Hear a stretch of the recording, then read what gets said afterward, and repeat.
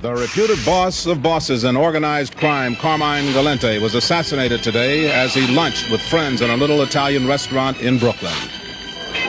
It was one of the major gangland executions of recent decades, and yet most of the people around here didn't know who the big man was.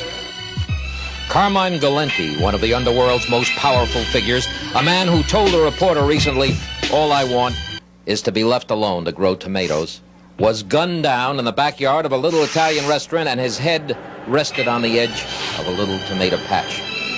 He had been dining in the rear courtyard of Joe and Mary's restaurant on Knickerbocker Avenue in North Bushwick. With him, his long associate, his boffo, the man whom you had to see to pass messages to Galante, the head of the Bonanno crime family, and that man was Leonardo Coppola. He died with Galante. A woman who didn't want her face seen related, "I heard 6 shots. They sounded like firecrackers, but I didn't think nothing of it until I looked out, and there were a few people dead in the backyard. I looked out, and the owner's son was trying to pull out his father. He was trying to pull out his father, and then the ambulance came. He was crying."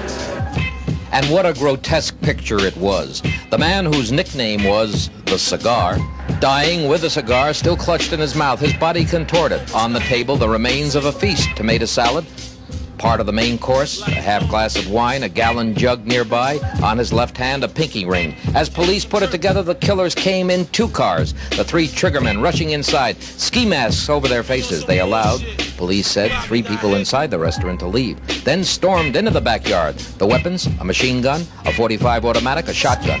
The restaurant owner dining with Galante fatally wounded. A 4th man sitting at the table, a friend of the owner's, managed to escape. The owner's son, on the telephone inside, saw the killers advancing, shouted a warning, "Watch out," but a second wave of 2 gunmen, also masked, entered and shot and wounded the son.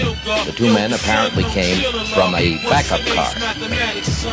Calm setting. There was a bottle of wine on a table, and it was a friendly atmosphere from what we can determine.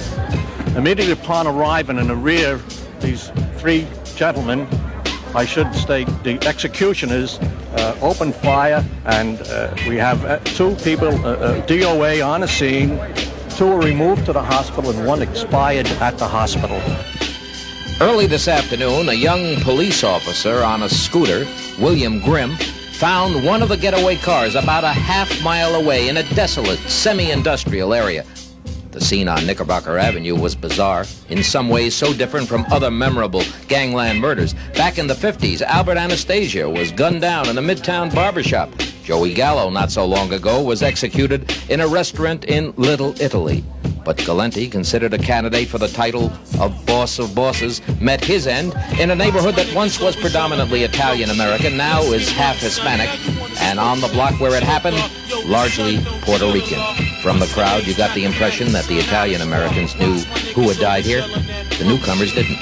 When you heard the news, what'd you think? Very decadent for the Italian people.